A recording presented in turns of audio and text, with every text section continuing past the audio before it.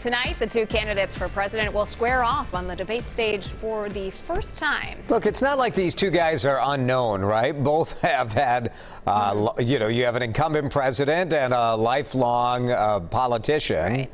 So do debates persuade voters? This, Heather, I think is a tough question to answer. It's a tough question. I talked with a bunch of experts yesterday and got a bunch of different answers on this one. But ultimately, it came down to this idea of uncertainty, is that you're not quite sure. Is that if you see some changes in the poll numbers after the debates, was it because of the debate? Was it because of something else? Was it because there was something meme-worthy that came out of the debate? If people who are watching this may remember Al Gore's sighing, or you may remember George Bush checking his George Bush checking his watch during those debates. And so it's hard really to know how much impact it is. And this year it could be even different. Well, we've never had early voting like we're having now. Right. And I don't think we've ever had in the history of polling of presidential races so few people identifying as undecided. So things are different. But what does history tell us anyway? So it's interesting if you look at this. So Pew Research did a study on this, and they said back in 2016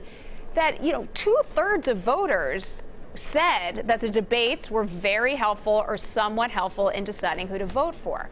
But then when you ask them the question, when did you make your decision, only 10% of people said that they made their decision during the debate or right after the debate. So I think maybe in the polling, we're putting a lot of emphasis on the debate when maybe a lot of people have either already decided what they think will happen, and they're watching the debate for an entirely different reason. Well, people don't like to admit that they have their mind made up from the beginning. Like, people don't like to admit that, they're trained to vote for whatever party they want to vote for, and so they just lock it in. Nobody wants to tell a pollster that, because you don't sound smart. No one wants to also admit that the negative campaign ads will change their mind too. Those never work. If they didn't work, they wouldn't be on TV there. So don't your experts think that what a debate can do, though, is it can kind of firm up somebody's belief about their candidate who they already support,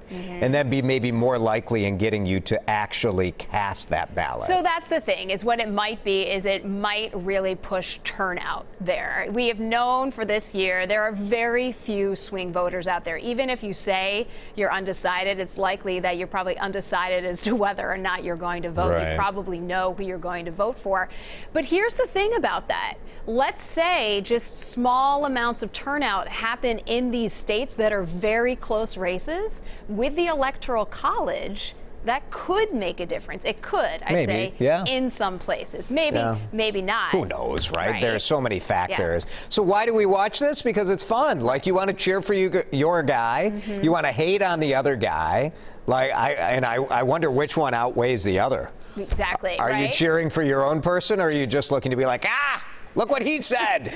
So here's something that surprised me. The first debate, 2016, Hillary Clinton, Donald Trump, that had 84 million viewers. That wasn't even people who watched online. That's not quite Super Bowl nothing else numbers. Is on, Heather. No, it's on every stupid channel. It's not on every channel. Just about. But it's close. What else are you supposed to watch? It's crazy how many people are watching this. And you have to, and I read one poll that said 3/4 of people said they're going to turn into this debate tonight. So the first one always gets the most. I'll be watching. Yeah, I'll so be will watching. You know, why not? I'll be watching at swimming lessons on my phone. So.